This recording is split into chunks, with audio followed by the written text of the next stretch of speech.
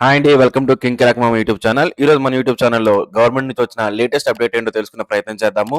3 నెలల వరకు పెన్షన్ తీసుకోకపోయినా పర్లేదండి.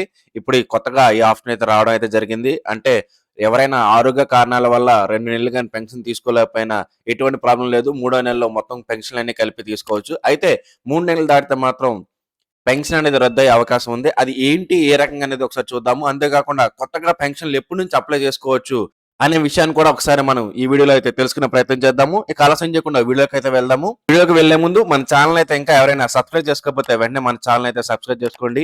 ఈ వీడియో కనుక మీకు నచ్చినట్టయితే నచ్చిందని చెప్పి కమెంట్ చేయండి. మీకు ఎలాంటి డౌట్స్ ఉన్నా సరే కమెంట్ సెక్షన్ లో కమెంట్ చేయడం మాత్రం మర్చిపోకండి. వీడియోని లైక్ చేయడం మాత్రం మర్చిపోకండి. ఇక ఆలస్యం చేయకుండా వీడియోకి అయితే వెళ్దాము.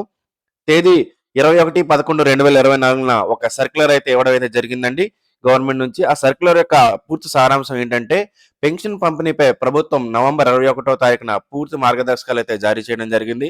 వరుసగా 2 నెలలు తీసుకోకపోయినా మూడో నెల మొత్తం పెన్షన్ అనేది ఇస్తామని చెప్పేసి తెలియజేయడం అయితే జరిగింది.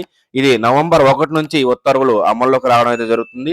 అంటే డిసెంబర్ 1వ తారీఖున 2 నెలల పెన్షన్ అందిస్తామని చెప్పేసి వెల్లడించడం అయితే జరిగింది. వరుసగా 3 నెలలు కానీ పెన్షన్ తీసుకోకపోతే ఆ పెన్షన్ అనేది రద్దు చేస్తామని చెప్పడం జరిగింది. అలాంటి వారు తగిన కారణాల చేత వెల్ఫేర్ గారికి విన్నవిస్తే వారు ఎంపీడీఓ మరియు కమిషనర్ గారి ద్వారా ఆ పెన్షన్ ని మళ్ళీ పునరుద్ధరించే అవకాశాలు అయితే ఉన్నాయండి. కాబట్టి 3 నెలల వరకు పెన్షన్ తీసుకోకుండా ఉన్నా పర్లేదు. కానీ మూడో నెలలు మాత్రం ఖచ్చితంగా పెన్షన్ తీసుకోవాలి. ఒకవేళ 3 నెలలు పెన్షన్ తీసుకోలేకపోతే అటువంటి పెన్షన్లు అనేవి రద్దు అవ్వడం జరుగుతుంది. సో ఈ విషయాన్ని గుర్తుపెట్టుకోండి. ఇక ఆ కొత్త పెన్షన్‌కి సంబంధించి ఆల్రెడీ నేను ఇంతకుముందు వీడియోలో చెప్పున్నానండి. కొత్త పెన్షన్‌కి సంబంధించి జనవరిలో అయితే ఆప్షన్ అయితే ఇవ్వడం అయితే జరుగుతుంది. ఈ కొత్త పెన్షన్‌లు అప్లై చేసుకోవాలంటే మన దగ్గర ఏవే డాక్యుమెంట్లు ఉండాలనేది ప్రాథమికంగా చూద్దామండి. కావాల్సిన documents Aadhaar card xerox, ration card xerox మరియు ఆధార్‌కి లింక్ అయిన phone number, caste certificate, income certificate. ఒకవేళ సదరన్ ద్వారా ఎవరైనా పెన్షన్ పెట్టుకోవాలనుకుంటే ఆ సదరన్ సర్టిఫికేట్ జిరాక్స్ అనేది ఉండాలి. ఈ సర్టిఫికేట్‌లన్నీ రెడీ చేసుకోండి.